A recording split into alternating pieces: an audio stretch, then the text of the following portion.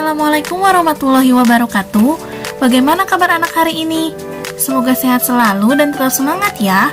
Pada kesempatan kali ini, kita akan belajar mengenai tema 2, yaitu selalu berhemat energi, subtema 1, sumber energi.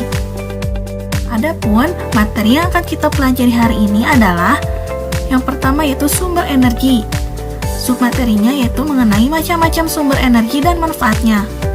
Materi yang kedua adalah pelaksanaan kewajiban dan hak. Submateri yang akan kita pelajari, pelaksanaan kewajiban hak dalam memanfaatkan sumber energi pada kehidupan sehari-hari. Simak videonya dengan baik ya.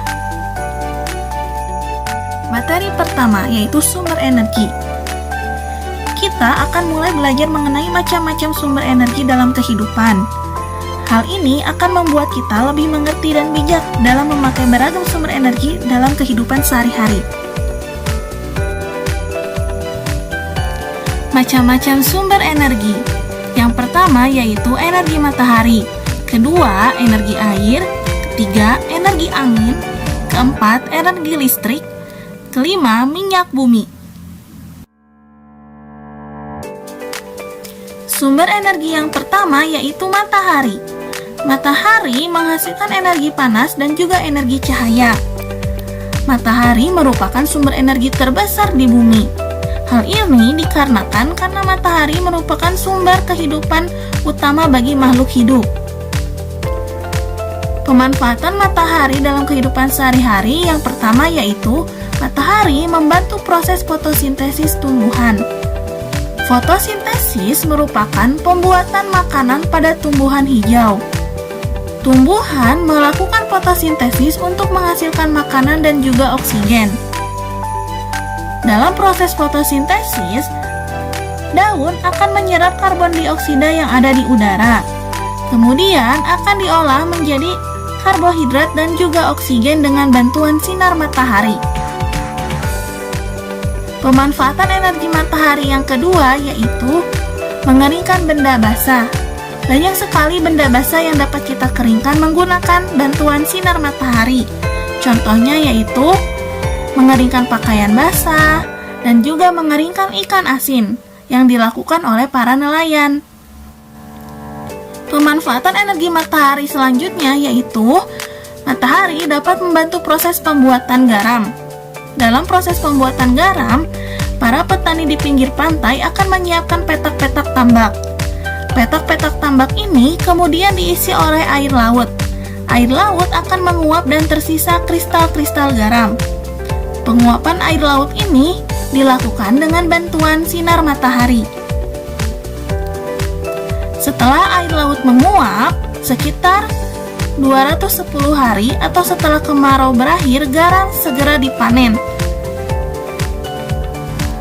Pemanfaatan matahari yang keempat yaitu matahari dapat menjadi sumber pembangkit listrik, yaitu menggunakan panel surya.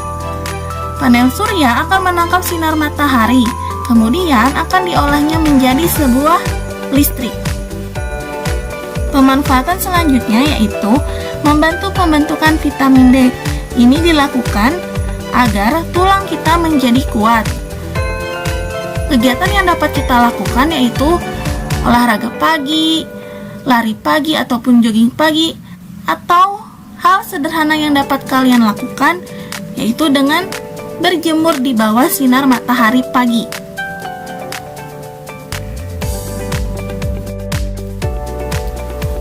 Sumber energi yang kedua yaitu air. Air merupakan salah satu sumber energi. Tubuh kita membutuhkan air untuk beraktivitas. Tidak hanya manusia, tumbuhan dan hewan juga membutuhkan air. Selain diminum, air juga dapat digunakan untuk memasak, mencuci, mandi, dan lainnya. Air juga dapat dimanfaatkan sebagai sumber energi listrik, salah satunya dengan menggunakan kincir air. Pemanfaatan energi air yang pertama yaitu membantu mengairi sawah. Kedua yaitu memenuhi kebutuhan sehari-hari seperti mencuci piring, mencuci baju, ataupun mandi. Ketiga yaitu sumber air minum bagi makhluk hidup. Terakhir yaitu sumber energi listrik dengan memanfaatkan kincir air. Sumber energi selanjutnya yaitu angin. Angin dapat dimanfaatkan oleh manusia untuk membantu aktivitas sehari-hari. Yang pertama, angin digunakan manusia untuk membantu mengeringkan pakaian. Kedua, angin digunakan untuk membantu nelayan menggerakkan perahu layar ke tengah laut guna mencari ikan. Ketiga, yaitu angin digunakan sebagai sumber energi listrik. Dalam hal ini, angin dimanfaatkan untuk menggerakkan baling-baling dari kincir angin. Menggerakkan baling-baling kemudian akan menghasilkan sebuah energi listrik. Sumber energi selanjutnya yaitu energi listrik. Energi listrik merupakan salah satu sumber energi yang banyak digunakan di sekitar kita. Listrik merupakan sumber energi yang membantu kita melakukan aktivitas sehari-hari. Dengan adanya energi listrik, kita dapat menyalakan lampu, televisi, radio, setrika, dan masih banyak hal yang lainnya. Kita semua berhak mendapatkan listrik. Kewajiban kita adalah menghemat penggunaannya. Sumber energi selanjutnya yaitu minyak bumi. Kita sebagai warga negara mempunyai hak untuk memanfaatkan minyak bumi dalam mendukung aktivitas sehari-hari. Namun, di sisi lain, kita juga mempunyai kewajiban untuk menghemat penggunaan minyak bumi.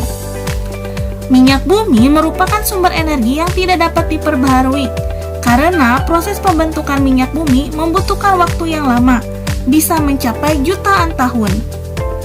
Permintaan untuk minyak bumi dari tahun ke tahun terus bertambah. Sebaliknya, ketersediaan minyak bumi dari tahun ke tahun terus mengalami penurunan. Dengan semakin langkanya persediaan minyak bumi, pemerintah menghimbau setiap warga negara untuk menggunakan minyak bumi secara bijak. Adapun penggunaan minyak bumi dalam aktivitas sehari-hari, salah satunya yaitu sebagai bahan bakar kendaraan, berupa bahan bakar kendaraan motor, mobil, pesawat, maupun kapal laut.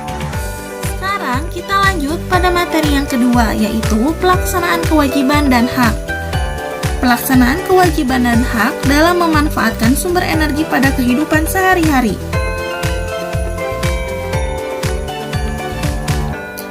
Kewajiban yaitu sesuatu yang harus dilaksanakan dengan penuh rasa tanggung jawab.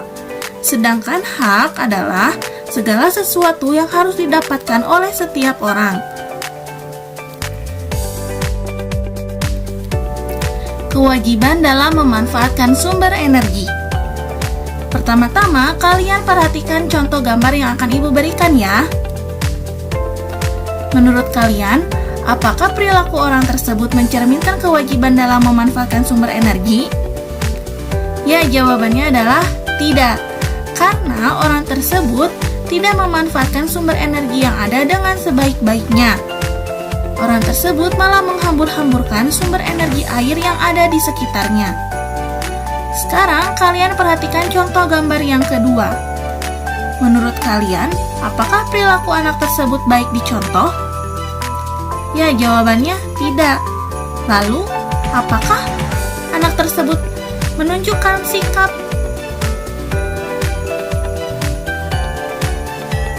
Lalu, apakah anak tersebut mencerminkan kewajiban dalam memanfaatkan sumber energi? Ya, jawabannya tidak. Karena anak tersebut menyalakan televisi ketika dia sedang tidur. Sebaiknya ketika kalian tidur, maka segala alat elektronik dimatikan terlebih dahulu. Kewajiban yang dapat kalian lakukan dalam memanfaatkan sumber energi diantaranya adalah yang pertama yaitu menggunakan energi secara bijaksana. Kedua, memastikan penggunaan energi secara efisien dan efektif. Ketiga, yaitu matikan alat elektronik seperti komputer, air, lampu, dan juga televisi jika sudah tidak digunakan. Dan gunakan setrika listrik sesuai dengan kebutuhan. Keempat, yaitu tidak membiasakan diri untuk berperilaku boros, sehingga gunakan listrik sesuai dengan kebutuhan, secara bergantian dan tidak berlebihan dalam menggunakannya.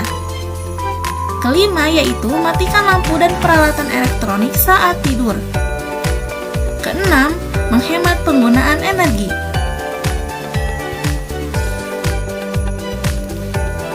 Hak dalam memanfaatkan sumber energi. Perhatikan contoh berikut. Dalam contoh, terlihat bahwa setiap orang berhak menggunakan sumber energi yang ada, tidak terkecuali. Setiap orang berhak untuk minum, menggunakan air, maupun menggunakan listrik di rumahnya. Adapun hak-hak manusia dalam memanfaatkan sumber energi yaitu mendapatkan energi yang dibutuhkan dalam kehidupan sehari-hari dan juga bisa menggunakan energi kapan saja dan di mana saja.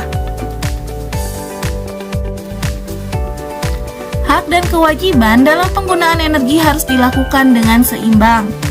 Hal tersebut bertujuan agar energi yang ada di dunia ini dapat digunakan hingga kapanpun.